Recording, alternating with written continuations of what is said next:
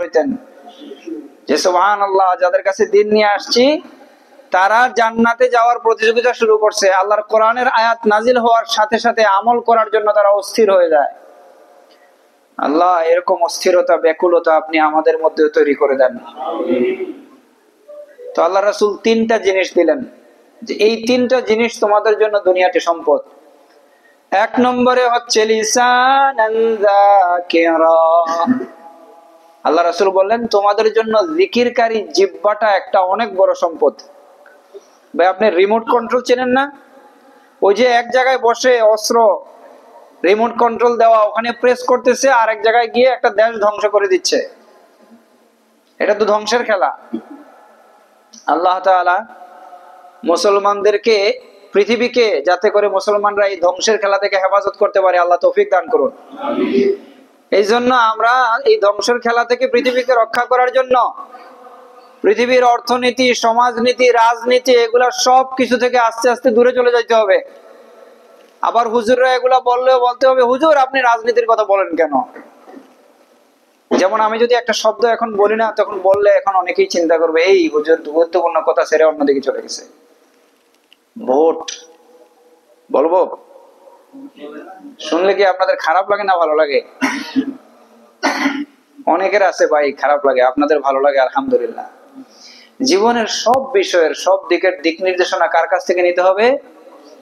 আল্লাহর কাছ থেকে, কোরআনের কাছ থেকে, মুহাম্মদুর রাসূলুল্লাহ সাল্লাল্লাহু আলাইহি ওয়াসাল্লামের কাছ থেকে। ভাই আপনি যে নির্বাচনের পরে এসে বিচার দিলেন, হুজুর আমার এলাকার একটা ব্রিজের জন্য 10 কোটি টাকা বাজেট হয়েছিল, নির্মাণ করার 3 দিন পরে ব্রিজ ভেঙে পড়ছে। আমি বলবো ভাই ব্রিজ ভাঙার অনেক আগে জাতির চরিত্র ভেঙে গেছে, জাতি অপাত্রে ভোট দিছে। ভোটই তো নাই, আর দিবেন কোত্থেকে? কিন্তু তার আগেও আপনি অপাত্রে দিছেন, এই জন্য এই অবস্থা হয়েছে। আমি যদি আপনার হাতে একটা ছুরি দেই, ছুরি দিয়ে কাটাকাটি করে মানুষ, তাই না ভাই? ছুরি দিয়ে বলি দেখেন আপনার সামনে একজন ডাক্তারও আছে, একজন ডাকাতও আছে।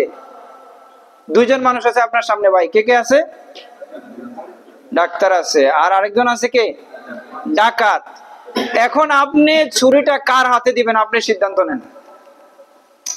আপনি ছুরিটা দিলেন ডাকাতের হাতে, দেওয়ার কিছুদিন পরে আবার হুজুরের কাছে এসে ফতোয়া চান, হুজুর সে তো ডাকাতি করছে। মিয়া আপনি ছুরি তার হাতে দিলেন কেন?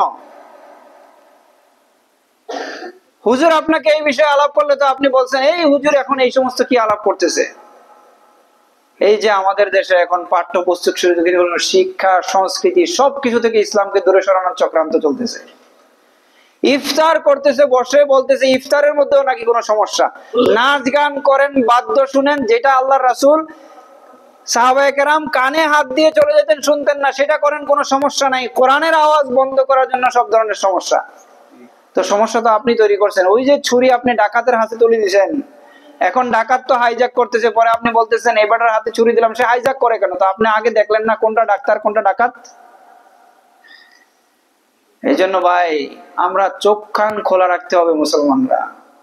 আমরা যদি শুধু সালাত বুঝি, শুধু জিকির বুঝি, কিন্তু মৌলিকভাবে এই সালাত এবং জিকিরের পরিবেশ তৈরি করতে না পারি, তাহলে বুঝবো যে আমরা ওমর ইবনুল খাত্তাব রাদিয়াল্লাহু তাআলা আনহু যেই বাইতুল মাকদাস দখল করছিলেন ওই পথ থেকে আমরা দূরে সরে যাচ্ছি। তিনি তো বলতে পারতেন আচ্ছা বাইতুল মাকদাস দখল করার কোনো দরকার নাই, জিকির আজকার করি বসে বসে, তাহলে হইতো না ভাই? এই জন্য আমাদেরকে ইসলামকে পরিপূর্ণভাবে বুঝতে হবে। আমি যখন সালাত আদায় করব ইসলাম বুঝলাম, আর অর্থনৈতিক ব্যবস্থা আসলে সুদ খাই, তাহলে ইসলাম বোঝা হয়েছে ভাই? ইসলামকে বুঝতে হবে পরিপূর্ণভাবে। এই যে বাংলাদেশে ইসলামিক ব্যাংকিং ব্যবস্থাটা প্রচলিত ছিল, এখনো আছে না ভাই? আমি তো মাঝে মধ্যে দেখি যে প্রশ্ন করি, সত্যিকার অর্থে যদি কোরআন সুন্নাহর ভিত্তিতে নোবেল পুরস্কার থাকতো, তাহলে একজন মানুষকে ফাঁসি দেওয়া হয়েছে, তাকে নোবেল পুরস্কার দেওয়া দরকার ছিল। তার নাম কি কেউ বলতে পারবেন? মীর কাসেম আলী, ইসলামী ব্যাংকের পৃষ্ঠপোষক, প্রতিষ্ঠাতা থেকে শুরু করে সবকিছু। এখন এই ইসলামী ব্যাংকের ফায়দা শুধু কি কোনো নির্দিষ্ট দলের মানুষ পাইছে নাকি বাংলাদেশের সবাই? তো এইভাবে ইসলামটাকে জীবনের সব ক্ষেত্রে যারা পৃষ্ঠপোষকতা করে, পরিচালনা করে, দ্বীনের কথা বলে এবং মানে, আমাদের জীবনটাকে সেই পথে পরিচালনা করতে হবে। আল্লাহ তাআলা তৌফিক দান করুন। তো আল্লাহ রাসূল সাল্লাল্লাহু আলাইহি ওয়াসাল্লাম বললেন, দেখো তোমাদের জন্য তিনটা সম্পদ দিয়ে যাচ্ছি। কয়টা ভাই? তিনটা। লিসানান যাকিরা, এক নম্বরে হচ্ছে জিকিরকারী জিহ্বা, যে জিহ্বা সব সময় কার কথা স্মরণ করে? الذين يذكرون الله قياما وقعودا وعلى جنوبهم, তারা কিয়ামা ওয়া কুউদা, বসা অবস্থায়, দাঁড়ানো অবস্থায়, শোয়া অবস্থায় সব সময় কার কথা স্মরণ করে? আল্লাহর কথা স্মরণ করে। এখন আল্লাহর স্মরণ আমরা কখনো কখনো একটার ব্যাখ্যা দিতে গিয়ে আরেকটাকে উপেক্ষা করি। আমরা যে মুখে সুবহানাল্লাহ, আলহামদুলিল্লাহ, আল্লাহু আকবার জিকির করি, এগুলা কি জিকির না ভাই? অবশ্যই এগুলোও জিকির। কিন্তু আবার যখন আপনি লেনদেন করতেছেন, আরেকজনের টাকা ধার নিয়ে আসছেন, এখন এই টাকা সময় মতো ফিরিয়ে দেওয়া জিকির কিনা? সময় মতো সালাত আদায় করা জিকির কিনা? মুসা আলাইহিস সালাতু ওয়াস সালাম যখন তুর পাহাড়ে আল্লাহর সাথে দেখা করতে গেলেন, তখন আল্লাহ মুসা আলাইহিস সালামকে একটা আদেশ দিয়েছেন, আকিমিস সালাতা লিযিকরি, মুসা তুমি আমার জিকির করার জন্য সালাত কায়েম করো। তার মানে সালাত কায়েম করাটাও আল্লাহর জিকির। মানে জীবনের সব ক্ষেত্রে আল্লাহ তাআলার হুকুম মেনে চলার নাম হচ্ছে আল্লাহ তাআলার জিকির। আপনি সুদের উপরে একজনকে টাকা দিচ্ছেন, সুবহানাল্লাহ সুবহানাল্লাহ সুবহানাল্লাহ গনে গনে তাকে দিতেছেন, এটা কি আল্লাহর জিকির হইলো ভাই? আপনি দিতেছেন সুদ, তা বলতেছেন না আপনি জিকির করতেছেন। তাহলে যে আপনি বললেন, অবশ্যই জিহ্বাটাকে জিকিরকারী জিহ্বা বানাবেন, তবে এই জিহ্বা যেন আপনার হাতকে পরিবর্তন করে দেয়। লা ইলাহা ইল্লাল্লাহ জিহ্বা দিয়ে বলছেন, এই জিহ্বা দিয়ে বলা লা ইলাহা ইল্লাল্লাহ যেন আপনার সমাজকে, যাদের সাথে বসে গল্প করেন, আড্ডা দেন, চা খান, আপনার বন্ধু বান্ধব যাতে পরিবর্তন করে দেয়। আপনি মুখ দিয়ে বললেন লা ইলাহা ইল্লাল্লাহ, এই লা ইলাহা ইল্লাল্লাহ যেন আপনার ব্যাংকের অ্যাকাউন্ট সুদী ব্যাংক থেকে ইসলামী ব্যাংকে নিয়ে আসে। আপনি মুখ দিয়ে বললেন লা ইলাহা ইল্লাল্লাহ, এটা যেন আপনার ভোট পাল্টায় দেয়। আপনি মুখ দিয়ে বললেন লা ইলাহা ইল্লাল্লাহ, এইটা যেন আপনার সন্তানকে নাচ গানের ক্লাস থেকে কোরআনের ক্লাসে নিয়ে আসে। তখন বোঝা যাবে যে আপনি জিকির বুঝছেন এবং আল্লাহ তাআলার জিকির করতেছেন। তো আল্লাহ রাসূল প্রথম সম্পদের কথা কি বলছেন ভাই? লিসানান যাকিরা, তোমরা বেশি বেশি করে আল্লাহ তাআলার জিকির করো, জিহ্বাটাকে জিকিরকারী জিহ্বা বানায় নাও, তাহলে এটা অনেক বড় সম্পদ। অন্যান্য সম্পদ যেগুলো, এগুলা পৃথিবীতে রেখে যাবেন নাকি কিয়ামত পর্যন্ত, কবর পর্যন্ত নিয়ে যাবেন? আর আপনি দেখবেন, আপনি যে বলছেন সুবহানাল্লাহি ওয়া বিহামদিহি, আল্লাহ রাসূল বললেন কেউ যদি পড়ে এইটুকু সুবহানাল্লাহি ওয়া বিহামদিহি, পড়েন তো একবার। আল্লাহ রাসূল বলেন এইটা যে বলছে ফালাহু নাখলাতুন ফিল জান্নাহ, তার জন্য জান্নাতের মধ্যে একটা গাছ তৈরি হয়ে গেছে। জান্নাতের একটা গাছের মূল্য পৃথিবীর সব কিছু বিক্রি করে দিলেও হবে না। আমাদের সময় কম, 7টা পর্যন্ত আমার সময় আছে। আমার সময় যত কম হয় আমি খুশি, কারণ আমরা সম্মানিত প্রধান মেহমানের কাছ থেকে কথা শুনবো ইনশাআল্লাহ। 2 নম্বরে আল্লাহ রাসূল বললেন লিসানান যাকিরা ওয়া কলবান শাকিরা। 1 নম্বর সম্পদ আল্লাহ রাব্বুল আলামিনের বেশি বেশি করে জিকির করা। 2 নম্বর সম্পদ এমন একটা অন্তর, যে অন্তর আল্লাহ তাআলার প্রতি কৃতজ্ঞ। মানে অন্তরটা যদি কৃতজ্ঞ হয়ে যায়, আল্লাহ তাআলার শুকরিয়া আদায় করে সব সময়, তাহলে এইটা আমাদের জীবনের জন্য সবচেয়ে বড় সম্পদ। এটা কে বলছেন ভাই? একজনের মিলিয়ন ট্রিলিয়ন ইউরো আছে, সে সুখী নাকি যার ভিতরে শুকর আছে সে সুখী? যার ভিতরে শুকর আছে সে সব সময় বলতেছে আলহামদুলিল্লাহ, আল্লাহ আপনি যদি চোখ না দিতেন সুন্দর এই পৃথিবীকে দেখতাম না। ভাই আমরা যে কত অকৃতজ্ঞ, এখানে যদি একটা হোয়াইট বোর্ড থাকে না, সাদা সাদা বোর্ড, এই যে এখানে একটা আছে, বলেন তো এখন এটার হোয়াইট বোর্ডটার সবকিছু আপনি খেয়াল করতেছেন নাকি একটা ডট আছে কালো দাগ ওইটা খেয়াল করতেছেন? আমাদের জীবনটা এরকম হয়ে গেছে, অনেক নেয়ামত আছে এগুলা দেখি না, শুধু একটা সমস্যা নিলে ওইটা নিয়েই কথা বলি। আল্লাহ কি বলছেন? ওইটা নিয়ে কথা বলতে বলছেন। ওয়াম্মা বিনি'মাতি রাব্বিকা ফাহাদ্দিস, বান্দা তোমার আল্লাহ তোমাকে অসংখ্য অগণিত নেয়ামত দিয়ে রাখছেন, সেগুলা নিয়ে তুমি কথা বলো। কথা হইলেই ভালো নাই, চাকরির সমস্যা, ব্যবসার সমস্যা, আল্লাহ বলতেছেন এগুলা বলো না, তোমাকে আল্লাহ নেয়ামত যেগুলা দিচ্ছেন ফাহাদ্দিস, এগুলা বেশি বেশি করে আলাপ করো, এগুলার কথা বলো, শুকরিয়া আদায় করো। আমরা তো আসলে যদি কৃতজ্ঞতা আদায় করি, وَإِن تَعُدُّوا نِعْمَةَ اللَّهِ لَا تُحْصُوهَا, তুমি যদি খাতা কলম নিয়ে লিস্ট করে বসে যাও আল্লাহর নেয়ামত গুলাকে গণার জন্য, গনতে গনতে পৃথিবীর সব গণনার সংখ্যা, কম্পিউটার, সুপার কম্পিউটার সব শেষ হয়ে যাবে, কিন্তু আপনি আল্লাহর নেয়ামত গণে শেষ করতে পারবেন না। আপনি কিয়ামত পর্যন্ত সেজদা দিয়ে থাকলে চোখের নেয়ামতের শুকরিয়া আদায় করতে পারবেন না।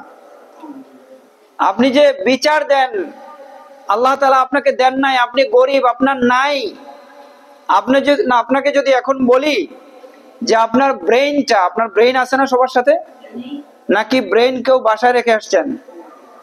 ব্রেইন কি বাসায় রেখে আসা যায়? ফ্রিজে রেখে আসা যায়? কোন ব্যাংকে জমা রাখা যায়? যায় না। আল্লাহ এমন সিস্টেম করে দিয়েছেন, কেউ চাইলেও পথে ঘাটে রাস্তাঘাটে ধরে আপনাকে ব্রেইনটা নিয়ে যেতে পারবে না। কখনো কোথাও শুনছেন যে মোবাইল নেয় নাই, চোরে আইসা ধইরা রাত্রে বার্সেলোনাতে হাইজ্যাক হয়ে গেছে? ভাই কিনিছে ওই লোকের ব্রেইনটা তো নিয়ে গেছে। হইছে এরকম কারোর সাথে? আল্লাহ এত দামি একটা সম্পদ দিয়েছেন, আবার এত সুন্দর করে সুরক্ষিত করে দিয়েছেন যাতে কেউ নিতে না পারে। এখন দেখেন তো, আপনার এই ব্রেইনটা যদি এখন নষ্ট হয়ে যায়, আপনি হঠাৎ করে মাহফিলের মাঝখান থেকে উঠে চিল্লাপাল্লা শুরু করছেন, অথবা আপনাদের সামনে বসে যিনি বক্তব্য দিতেছেন ওনার ব্রেইনটা যদি এখন নষ্ট হয়ে যায়, আর উনি যদি হঠাৎ করে ভালো কথা বলার পরিবর্তে আপনাদেরকে গালিগালাজ করা শুরু করে, আপনারা কি করবেন? ইমার্জেন্সিতে কল দিবেন, আহারে হুজুর তো পাগল হয়ে গেছে। মানে এই যে পৃথিবীর সম্মান, মান, মর্যাদা, আল্লাহ তাআলা একটা নেয়ামত যদি আপনার আমার কাছ থেকে নিয়ে যান, মুহূর্তের মধ্যে আপনার আমার মান, সম্মান, ইজ্জত সব শেষ হয়ে যাবে। এটা শুধু একটা নিয়ামতের কথা বললাম ভাই, ব্রেনের কথা। ঘরে গেলে কি আপনার স্ত্রী আপনার সাথে রাত কাটাবে আপনার ব্রেন নষ্ট হয়ে গেলে? আপনার সন্তান আপনাকে নিয়ে ঘুমাবে? বাবা বাবা বলে দৌড়ে আপনার কাছে আসবে না ভাই। এই জন্য আপনার জীবনে আল্লাহর চাইতে বেশি আপন আর কাউরে মনে করেন না, এবং আল্লাহর বিধানের সাথে যদি সংঘর্ষ হয় তাহলে লাথি মেরে সব ফেলে দিবেন, আল্লাহ তাআলাকে আপনার জীবনে 1 নম্বর বানায় নেন। কারণ আল্লাহর কোন একটা নেয়ামতের শুকরিয়া আদায় করে আপনি আমি চোখটা বন্ধ করে দেখেন, খাইতে গেলে দেখেন ভাই, আপনি এখন ইফতার করবেন একটু পরে, আপনার যদি 2টা হাত না থাকতো, আপনি আরেকজনকে কষ্ট করে বলা লাগতো একটা আঙ্গুর তুলে আমার মুখে দাও না একটু। রব্বি আউজি'নি আন আশকুরা নি'মাতাক, রব্বি আউজি'নি আন আশকুরা নি'মাতাক। আল্লাহ আপনি আমাদেরকে আপনার নেয়ামতের শুকরিয়া আদায় করার তৌফিক দান করেন। এইজন্য আল্লাহ রাসূল সাল্লাল্লাহু আলাইহি ওয়াসাল্লাম রাতের বেলা সালাত আদায় করতে করতে ওনার পা ফুলে যেত। আল্লাহর রাসূল রাতের বেলা সালাত আদায় করতে করতে ওনার পা মোবারক ফুলে যেত। ওনার কি গুনাহ ছিল? আচ্ছা বলেন তো, উনি যদি এত ইবাদত করেন আল্লাহর, তাহলে কি ওনার মর্যাদা বেড়ে যাবে? মর্যাদা তো ভাই আল্লাহ বলছেন সর্বশ্রেষ্ঠ মর্যাদা যেটা, মাকামাম মাহমুদানিল্লাযী ওয়া'আদতা, এটা ওনার জন্য, তাও উনি এত ইবাদত কেন করতেছেন? আফালা আকুনা আবদান শাকুরা। তিনি বললেন যে ও আমার সাহাবীরা, ও আমার স্ত্রী, ঠিক আছে আল্লাহ তাআলা আমাকে মর্যাদা দিয়ে দিয়েছেন, গুনাহ নাই কোনো, কিন্তু এত নেয়ামত যে আল্লাহ দিলেন এগুলার শুকরিয়া আদায় করার জন্য আমি আল্লাহর সিজদায় পড়ে থাকি। ভাই আপনি বাচ্চাকেও শিখান, তোমাকে একটা চকলেট দিছে, তোমার চাচ্চু তোমার হাতে চকলেট দিছে, থ্যাংক ইউ বলো। কিন্তু এই চকলেট খাওয়ার জন্য জিহ্বা লাগবে না? লাগবে না? আপনি সুন্দর করে আজকে যে ইফতার গুলা দেওয়া হবে, এগুলো যদি জিহ্বাতে না দিয়ে আপনার হাতের তালুতে ঘষান, মজা লাগবে ভাই? আপনার জিহ্বার নেয়ামতের কথা চিন্তা করলেন না। থ্যাংক ইউ বলো, তোমাকে চকলেট দিছে, কিন্তু বাচ্চাকে এটা শিখাইলেন না। থ্যাংক ইউ বলো যে আল্লাহ তাআলা তোমাকে জিহ্বা দিছেন, তোমাকে ব্রেন দিছেন, তোমাকে নাক দিছেন, কান দিছেন, চোখ দিছেন। এগুলো শিখানো দরকার আছে না ভাই? সবার আগে আমরা শিখা দরকার, তাহলে আমাদের পরবর্তী জেনারেশনও শিখবে। আল্লাহর শুকরিয়া আদায় করা। আল্লাহ রাসূল এই জন্য বললেন ওয়া কলবান শাকিরা, তোমার 2 নম্বর সম্পদ হচ্ছে একটা অন্তর, যে অন্তর আল্লাহর কথা স্মরণ করে করে, শুকরিয়া আদায় করে করে চোখ দিয়ে পানি চলে আসে। হাঁটতেছে তখন চিন্তা করে, আল্লাহ আপনি পা না দিলে পৃথিবীতে আমি পরাধীন হয়ে যেতাম, হাঁটতে পারতাম না। আল্লাহ আপনি হাত না দিলে কাজ করতে পারতাম না, খাইতে পারতাম না। চোখ না দিলে দেখতাম না, নাক না দিলে আমি ঘ্রাণ নিতে পারতাম না। আল্লাহর সবটা নিয়ামতের কথা একটা একটা করে চিন্তা করে তারা কৃতজ্ঞ থাকে আল্লাহর কাছে। আর এই মানুষগুলাই প্রকৃতপক্ষে সুখী মানুষ। দুনিয়াতেও সুখী, সবাই কমপ্লেন দেয় নাই নাই নাই, সে বলে আমি তো দেখতেছি চতুর্দিকে শুধু আছে আছে আছে, আমার তো আছে শুধু দেখি আমি। লিসানান যাকিরা ওয়া কলবান শাকিরা। 3 নম্বর যে সম্পদের কথা আল্লাহ রাসূল সাল্লাল্লাহু আলাইহি সাল্লাম বলছেন, ওইটা এখন না বললেও চলে। কারণ সেটা বললে আপনারা তো ওয়াজ আরেকজনের উপরে যাবে, উনি নাই এখানে। ওইটা মহিলাদেরকে আমাদের শায়েখ আজকে ওয়াজ করছেন, আলহামদুলিল্লাহ। তারপরে একটু বলে দিই 3 নম্বর প্রশ্নটা, না হলে তো নামাজের সেজদাগুলো চিন্তা করবেন 3 নম্বরটা আবার কি বাদ দিয়ে দিল। আল্লাহ রাসূল বলেন 3 নম্বর সম্পদ হচ্ছে ইমরাআতুন সালিহা, নেককার স্ত্রী। ভাই এই জন্য আমাদের পরিবারটাকে নেককার পরিবার বানায় ফেলতে হবে। আমার স্ত্রী যেন কোরআন তেলাওয়াত জানে, সালাত আদায় করতে জানে, আমার সন্তানরা যেন কোরআন তেলাওয়াত জানে, সালাত আদায় করতে জানে। এজন্য আমি মনে হয় যতদিন এখানে বক্তব্য দিছি ততদিন বলছি, আপনার সফলতা এবং ব্যর্থতা নির্ভর করে আপনার সংসার, পরিবার, পরিজন তারা আল্লাহর ইবাদত করে কিনা। ইব্রাহিম আলাইহিস সালাম সফল ছিলেন, কেন ছিলেন ভাই? যে ইব্রাহিম আলাইহিস সালাম কুরবানির জন্য স্ত্রীকে মরুভূমির মধ্যে রেখে আসছেন, কিন্তু স্ত্রী বলেন নাই আপনি কি পাগল হয়ে গেছেন? আল্লাহর হুকুম যারা পালন করে তারা কখনো পাগল হয় না। স্ত্রী এই কথা বলেন নাই যে আপনি কি পাগল হয়ে গেছেন। যখন শুনছেন যে এটা আল্লাহর ইশারা, আল্লাহ বলছেন, বলে যে আল্লাহ রাব্বুল আলামিন ভালো করে বুঝে শুনে করেন। এই যে আমরা অনেকে ভাই, স্ত্রীকে ইব্রাহিম আলাইহিস সালাম কোথায় রেখে আসছিলেন একটু বলেন সবাই প্লিজ? মরুভূমিতে। ওখানে কয়তলা বিল্ডিং ছিল? পানির ট্যাপ ছিল, ফলের গাছ ছিল, ফ্রুটেরিয়া ছিল, আলিমেন্টেশন ছিল। এই যে আমরা এখন বলি সুদ, আমার জীবন সুদ ছাড়া চলবে না, মদ ছাড়া চলবে না। ভাই এগুলা ছাড়া আপনার জীবন চলবে না। আর ইব্রাহিম আলাইহিস সালামের ওয়াজ শুনলেন সারা বছর, ওনাকে, ওনার স্ত্রীকে উনি মরুভূমির মধ্যে রেখে আসছেন। কার হুকুম পালন করার জন্য? আল্লাহর হুকুম পালন করার জন্য। তাহলে আপনি সুদের উপরে ঘর কেন নিতে হবে? আপনি টাকা পয়সা আরো বেশি কামানোর জন্য কেন মদের ব্যবসা করতে হবে? সম্মানিত ভাইরা, আমরা কথা বলবো না, কিন্তু একটু সামনের দিকে এসে বলবো। আমি শেষ করে দিব, আমার সময় শেষ, 1-2 মিনিটের মধ্যে আমি শেষ করে দেব। আমাদের সম্মানিত প্রধান মেহমান চলে আসছেন। এই জন্য আমাদের পরিবারকে, সবারকে নেককার হিসেবে আমরা বড় করার চেষ্টা করবো। আল্লাহ তৌফিক দান করুক বলে আমিন। আমি আদবের খাতিরে আমাদের প্রধান মেহমান চলে আসছেন।